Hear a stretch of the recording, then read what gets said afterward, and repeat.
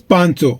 हर महीने बस 500 रुपए बचा लो और वही 500 कुछ साल बाद आपको फाइनेंशियल फ्रीडम के एक स्टेप करीब लेकर जा सकता है। सुनने में छोटा लगता है, लेकिन हर महीने 500 रुपए की इन्वेस्टमेंट आगे चलकर 1 लाख, 2 लाख या उससे ज्यादा बन सकता है, अगर तुम उसे सही जगह लगाओ तो। हम सब हर महीने छोटी छोटी चीजों पर ऐसे 500-1000 रुपए वेस्ट कर देते हैं। मूवी सब्सक्रिप्शन हो गया, online shopping, gaming, etcetera etcetera. लेकिन सोचो, अगर उन्हीं 1000-2000 रुपए में से 500 रुपए हर महीने तुम्हारे लिए काम करने लगे, तुम्हारे लिए पैसे कमाने लगे। यही काम करता है म्यूचुअल फंड। यहाँ तुम्हारा पैसा एक्सपर्ट के थ्रू स्टॉक मार्केट में निवेश किया जाता है और रिटर्न मिलता है मार्केट के परफॉर्मेंस के बेसिस पर। वैसे तो म्यूचुअल फंड में इन्वेस्टमेंट करने के कई तरीके हैं, लेकिन जो सबसे अच्छा तरीका है वो है SIP, सिस्टमेटिक इन्वेस्टमेंट प्लान। इसमें तुम हर महीने एक फिक्स्ड अमाउंट इन्वेस्ट करते हो, समझ लो 500 रुपए, और ये ऑटो डेबिट होता रहता है तुम्हारे अकाउंट से। मतलब तुम्हारा पैसा रेगुलर तरीके से ग्रो होता रहता है, वो भी बिना मार्केट डेली चेक किए। मतलब आपको मार्केट चेक करने की भी जरूरत नहीं है, कोई झंझट पालने की जरूरत नहीं है। जस्ट आप म्यूचुअल फंड में इन्वेस्टमेंट करें, वहाँ का जो फंड मैनेजर होता है वो उसकी एक्सपर्टीज के हिसाब से अच्छे स्टॉक्स में उन पैसे को इन्वेस्ट करता है और आपको अच्छा रिटर्न देता है, जहाँ पर ना तो आपको ज्यादा रिस्क है और ना ही डेली मार्केट चेक करने की झंझट। अगर अभी भी तुम्हें थोड़ा डाउट है या समझ में नहीं आ रहा है तो मैं एक एग्जांपल के साथ समझाना चाहता हूँ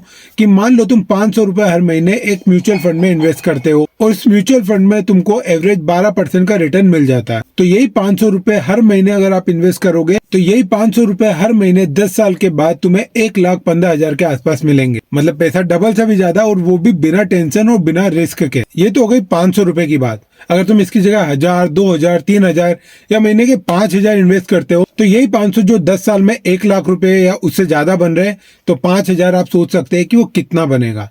और वहीं अगर आपकी इनकम ज्यादा है मंथली की, तो आप यही पैसे को बढ़ा सकते हैं, 10,000, 20,000 तक भी कर सकते हैं। और 10 साल में, 15 साल में यही जो लाखों का अमाउंट है यही करोड़ों में बदल जाता है। अब सवाल ये आता है यार कि शुरुआत कहाँ से करें और कैसे करें। तो कुछ स्टेप्स मैं आपको यहाँ पर बताता हूँ जिसके थ्रू आप म्यूचुअल फंड में इन्वेस्टमेंट करना स्टार्ट कर सकते हैं। सबसे पहले तो ऐसी इन्वेस्टमेंट एप्लीकेशन आप अपने मोबाइल में ले लो जहाँ से आप जो कि म्यूचुअल फंड में इन्वेस्टमेंट कर सकते हैं। एग्जाम्पल के तौर पर है ज़ेरोधा, ग्रो, अपस्टॉक्स। इनमें जिसमें भी आपको कंफर्टेबल लगे उसमें आप जा सकते हैं और म्यूचुअल फंड में इन्वेस्टमेंट स्टार्ट कर सकते हैं। जब इनमें से किसी भी एप्लीकेशन को आप अपने मोबाइल में ले लेते हैं तो उसके बाद क्या करें कि आप म्यूचुअल फंड वाले सेक्शन में जाकर 500 रुपए की SIP का ऑप्शन चूज कर लें। इस स्टेप के पहले आपको अपनी KYC करनी होगी। तो किसी भी एप्लीकेशन में आप इन्वेस्टमेंट करेंगे तो पहले वहां पर आपको अपनी KYC करनी होगी, उसके बाद या वहां पर इन्वेस्टमेंट या ट्रेडिंग जो भी है वो आप स्टार्ट कर सकते हैं। ये सब हो जाने के बाद आप क्या करें, फंड का टाइप सिलेक्ट करें, इक्विटी, डेट या हाइब्रिड। अब ये तीनों क्या होते हैं, इक्विटी, डेट, हाइब्रिड, ये क्या होते हैं ये मैं आपको समझाता हूँ। तो इससे आपको समझ में आ जाएगा कि किस तरीके के फंड में आपको इन्वेस्टमेंट स्टार्ट करनी चाहिए as a beginner. Equity funds की बात करें तो यहाँ पर रिटर्न काफी ज्यादा मिलता है। मतलब जहाँ पर मैंने 12% की बात की थी ना, तो यहाँ पर 18%, 20%, यहाँ तक कि कभी कभी तो 25% का भी रिटर्न मिल जाता है। लेकिन यहाँ पर रिस्क भी काफी ज्यादा होता है। अब आता है डेट फंड। तो यहाँ पर लो रिस्क रहता है और जो रिटर्न रहता है वो भी स्टेबल रहता है। तो यहाँ पर ज्यादातर जो शॉर्ट टर्म के लिए इन्वेस्टमेंट करते हैं 5 साल, 7 साल, ये उनके लिए बेस्ट है। और यहाँ पर वैसे ही लोग इन्वेस्टमेंट करते हैं जो कम टाइम के लिए जो है कि इन्वेस्टमेंट करने के लिए आए हैं। अब आता है हाइब्रिड फंड। यहाँ पर दोनों का मिक्सचर होता है और इसे बिगिनर्स के लिए अच्छा माना जाता है। तो अगर आप एक बिगिनर हो, इन्वेस्टमेंट स्टार्ट करना चाहते हो, तो या तो हाइब्रिड फंड के साथ जा सकते हो या फिर इंडेक्स म्यूचुअल फंड के साथ जा सकते हो, जहाँ पर आपको रिस्क भी कम रहेगा और रिटर्न भी ठीक ठाक मिल जाएगा। बस कुछ गलतियां हैं जो आपको नहीं करनी है। सबसे पहले तो अगर आप इन्वेस्टमेंट करना चाहते हो, इन्वेस्टमेंट का प्लान बना लिया है, तो फिर शॉर्ट टर्म के लिए इन्वेस्टमेंट मत करो,